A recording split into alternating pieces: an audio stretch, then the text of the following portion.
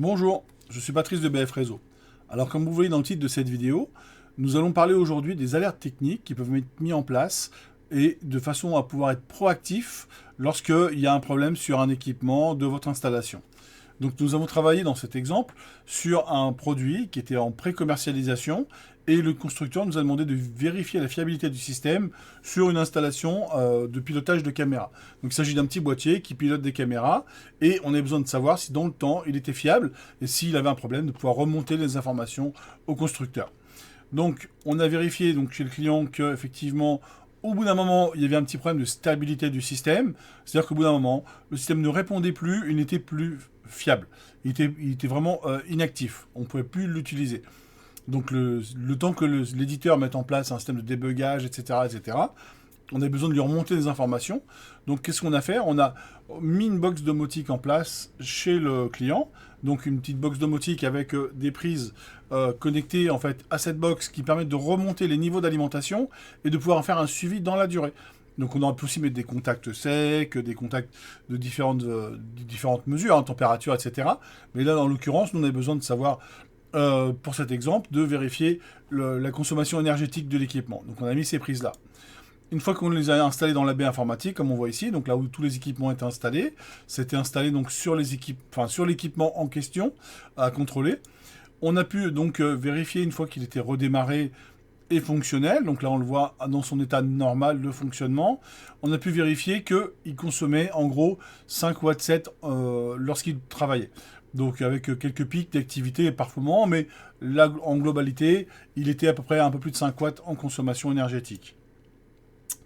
Donc on s'était dit, on va mettre en place des règles de façon à l'éteindre et le rallumer tous les jours, puisque ce n'était pas prévu par l'équipement, hein, donc l'éteindre et le rallumer, de façon à faire un reboot automatique du système tous les jours. Donc ce qu'on a mis en place, donc toutes les nuits, on voit que donc, sur le bar graphe, toutes les nuits il était à off, et une minute après il était à on, de façon à bien vider la mémoire, etc. du système.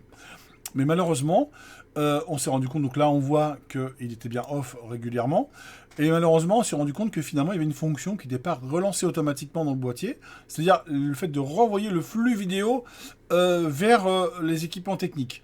Donc ça, ce n'était pas prévu par le constructeur, donc on a remonté au constructeur le fait qu'en cas de redémarrage, panne de courant, etc., qu'il y ait besoin de redémarrer ce service, puisque du coup il n'était pas prévu en tout cas dans la version du firmware que l'on avait chez le client.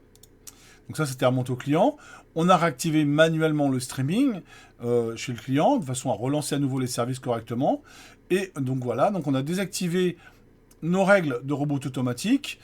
Comme on voit ici dans le cas présent, on a désactivé les fameuses règles de façon à avoir un suivi dans la durée continue. Donc comme on voit sur le bar graphe qui est maintenant là, c'est-à-dire qu'on avait la première partie, donc les extinctions allumage automatique du système, et dans la deuxième partie, dans la partie du milieu de ce graphique, on voit en fait que le système était en mode de fonctionnement continu, permanent.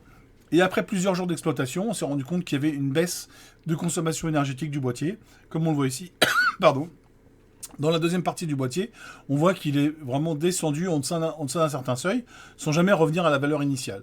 Et effectivement, en se connectant au boîtier, on s'est rendu compte qu'il était désactivé, inactif, et donc du coup, il était plus fonctionnel.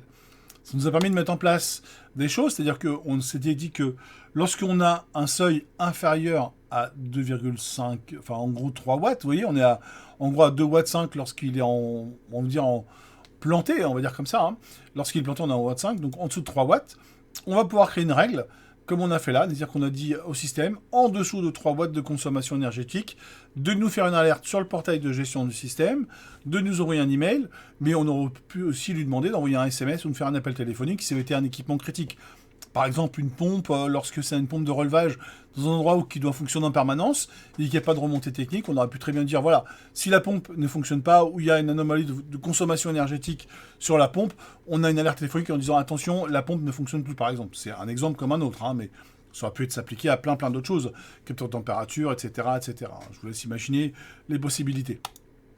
Donc du coup, notre technicien, une fois qu'il a l'alerte, il peut se connecter à TeamViewer, enfin avec TeamViewer sur le périphérique en question, le redémarrer manuellement le bouton, puisque il peut agir manuellement sur le bouton on-off pour relancer l'équipement, donc faire un reset, un hard reset sur l'équipement, plus après, une fois que celui-ci est relancé, comme on a vu tout à l'heure, appuyer sur le bouton virtuellement pour pouvoir relancer le service, le temps que le constructeur ait trouvé la parade à ce problème. Voilà, écoutez, j'essaie de vous montrer un petit peu dans cette petite vidéo comment on peut exploiter une box domotique pour vos alertes techniques. On peut mettre des capteurs de différentes natures, hein, humidité, température, énergie, etc. De façon à pouvoir vraiment trouver une solution lorsque ce n'est pas prévu par le fabricant. Donc n'hésitez pas à nous contacter pour exposer vos projets, vos demandes et voir comment on peut vous aider là-dessus. Je vous remercie d'avoir visionné cette vidéo et vous dis à très bientôt pour une prochaine vidéo. C'était Patrice de BF Réseau.